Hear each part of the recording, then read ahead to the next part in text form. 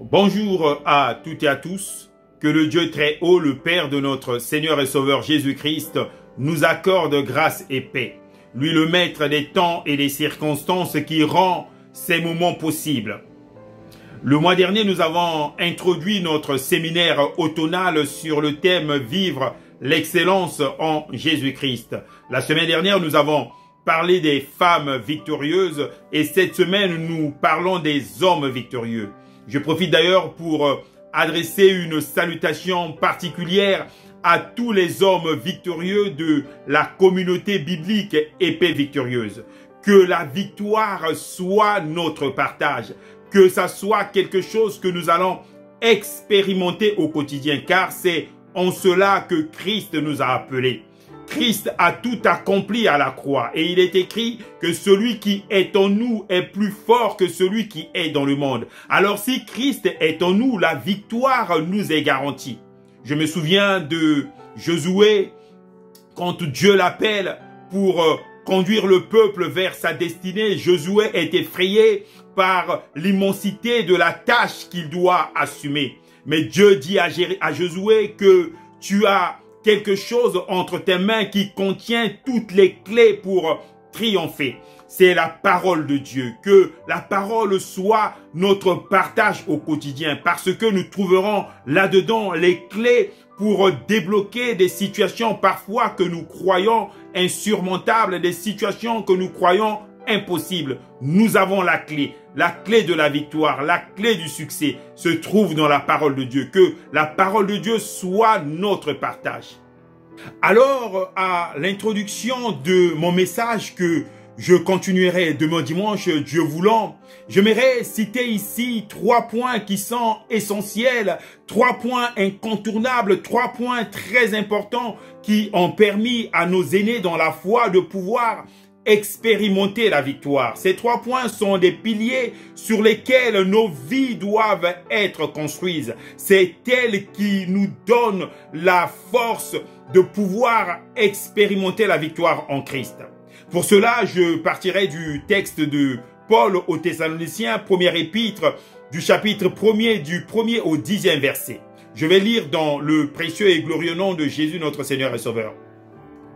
Paul et Sylvain, à l'église des Thessaloniciens qui est en Dieu le Père et en Jésus-Christ le Seigneur. Que la grâce et la paix vous soient données. Nous rendons continuellement grâce à Dieu pour vous tous. Faisons mention de vous dans nos prières. Nous rappelons sans cesse l'œuvre de votre foi, le travail de votre amour et la fermeté de votre espérance en notre Seigneur Jésus-Christ devant Dieu notre Père. Nous savons, frères, bien-aimés de Dieu, que vous avez été élus. Notre évangile ne vous a pas été prêché en parole seulement, mais avec puissance, avec Esprit Saint et avec une pleine persuasion, car vous n'ignorez pas que nous sommes montrés ainsi parmi vous à cause de vous. Et vous-même, vous avez été mes imitateurs et ceux du Seigneur en recevant la parole au milieu de beaucoup d'afflictions avec la joie du Saint-Esprit. En sorte que vous êtes devenus un modèle pour tous les croyants de la Macédoine et de l'Achaïe. Non seulement, en effet, la parole du Seigneur a retenti chez vous dans la Macédoine et dans l'Achaïe, mais encore votre foi en Dieu s'est fait connaître en tout lieu. De telle manière que nous n'avons pas besoin d'en parler, car on raconte à notre sujet quel accès nous avons eu auprès de vous et comment vous vous êtes convertis à Dieu en abandonnant les idoles pour servir le Dieu vivant et vrai et pour attendre des cieux son Fils qu'il a ressuscité des morts, Jésus qui nous délivre de la colère à venir. La parole de Dieu dans ce texte nous parle d'une communauté de croyants constituée des hommes victorieux. Des hommes qui avaient reçu la parole au milieu de beaucoup de tribulations. La Bible ne nous décrit pas exactement toutes les souffrances, les difficultés qu'ils ont eu à rencontrer parce qu'ils avaient reçu la parole de Dieu. Mais la Bible nous garantit une chose. Au verset 4, la Bible dit, Paul leur dit que je sais que vous avez été élus. La victoire, j'aimerais préciser que c'est une grâce. C'est une grâce que Dieu nous accorde.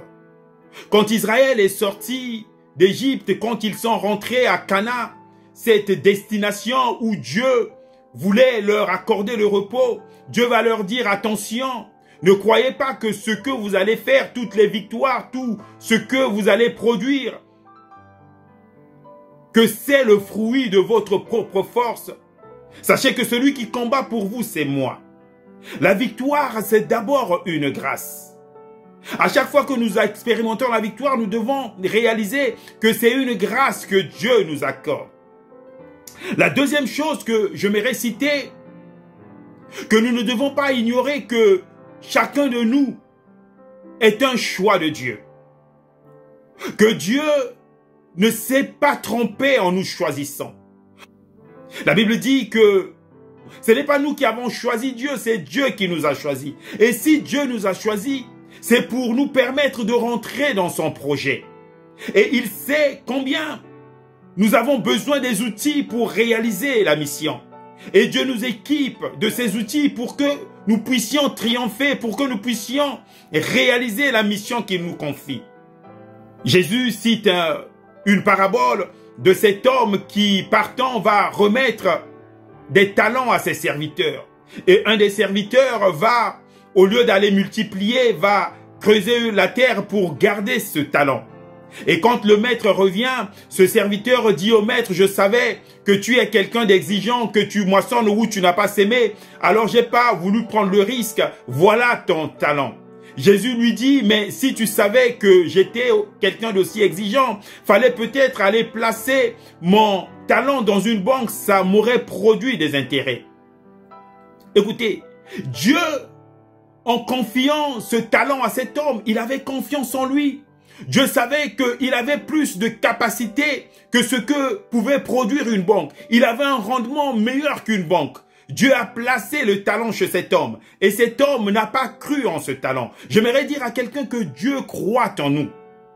En nous élisant, en nous appelant dans son champ, il sait de quoi nous sommes capables. Alors j'aimerais nous encourager à croire en nos capacités, à croire au dépôt que Dieu a placé en nous.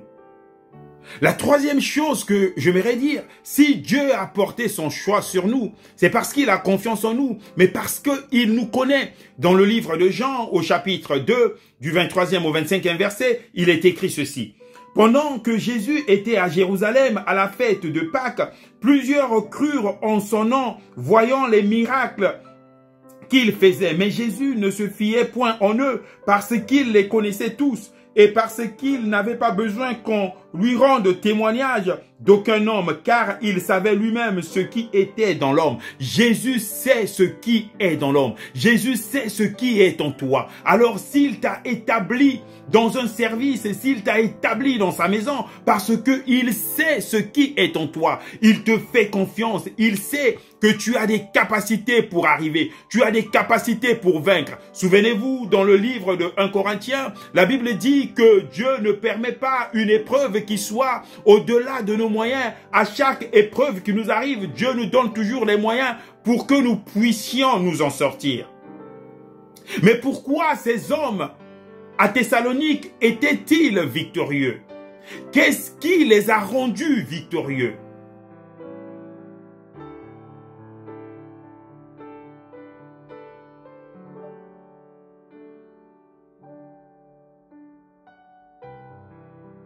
Dans toujours ce livre de Thessalonique, il est écrit, nous rappelons sans cesse votre foi, le travail, l'œuvre de votre foi, le travail de votre amour et la fermeté de votre espérance en notre Seigneur. Il y avait trois choses qui caractérisaient ces hommes victorieux. C'était l'œuvre de leur foi. C'était le travail de leur amour. Et c'était la fermeté de leur espérance. La foi, c'est elle qui nous permet de triompher du monde. La victoire qui triomphe du monde, c'est notre foi. Et c'est en ayant la foi que les aînés dans le passé ont eu un témoignage qui a laissé des traces, un témoignage qui fait qu'aujourd'hui, ils puissent devenir des hommes et des femmes qui nous inspirent. Dans le livre des Hébreux, au chapitre 11, au verset 32, il est écrit ceci. « Et que dirais-je encore, car le temps me manquerait pour parler de Gédéon, Barak, Samson, de Jephthé, David, de Samuel et des prophètes, qui par la foi vainquirent les royaumes, exercèrent la justice, obtinrent des promesses, fermèrent la gueule des lions, éteignirent la puissance du feu, échappèrent aux tranchants de l'épée, guérirent les maladies, furent vaillants à la guerre, mirent en fuite des armées étrangères. » C'est la foi qui nous permet de recevoir le témoignage de la part de Dieu. Les bien-aimés de Thessalonique, ils avaient la foi, la confiance en Dieu. La Bible dit qu'ils ont tout abandonné, ils ont tout délaissé. La deuxième chose, c'est l'amour. L'amour, c'est ce qui nous donne, qui donne à notre foi la vie. Sans l'amour, notre foi est morte. C'est ce qui nous permet de démontrer notre foi à l'amour. La troisième chose, c'est l'espérance. Nous devons croire qu'il y a une vie présente, mais il y a aussi une vie à venir. L'apôtre Paul dit aux Corinthiens que si vous ne croyez que à la vie présente, vous êtes les plus malheureux des hommes. Les Thessaloniciens attendaient l'avènement de Jésus. C'est ce qui leur permettait de se maintenir dans la sainteté, de se maintenir dans la sanctification. Nous devons construire sur ces trois piliers notre vie de foi. L'apôtre Paul dit aux Corinthiens que ces trois choses doivent demeurer. Si elles doivent demeurer, c'est parce que nous risquons de les perdre si on ne fait pas attention. Il dit à Timothée qu'au dernier temps, beaucoup abandonneront la foi. Et il dit encore que beaucoup abandonneront l'amour. Oui, nous pouvons perdre notre foi. Voilà pourquoi nous devons nous exercer à nous attacher à Dieu. Nous devons nous exercer à demeurer fermes. Fermes dans notre engagement vis-à-vis de Dieu. C'est ce que le Seigneur attend de nous. C'est ce que le Seigneur veut de nous. Des hommes victorieux. Nous devons expérimenter cela. Nous devons vivre cela. Nous devons faire de la victoire une réalité concrète, non quelque chose de théorique. Combien d'enfants de Dieu parlent de la victoire, mais n'arrivent pas à l'expérimenter dans leur vie, n'arrivent pas à le vivre au quotidien. Ça ne doit pas rester que dans le cadre théorique, ça doit devenir une chose concrète, quelque chose qu'on vit, quelque chose qu'on peut mesurer, quelque chose qu'on peut quantifier. C'est à cela que Dieu nous appelle. Alors demain, Dieu voulant, on continuera notre exhortation.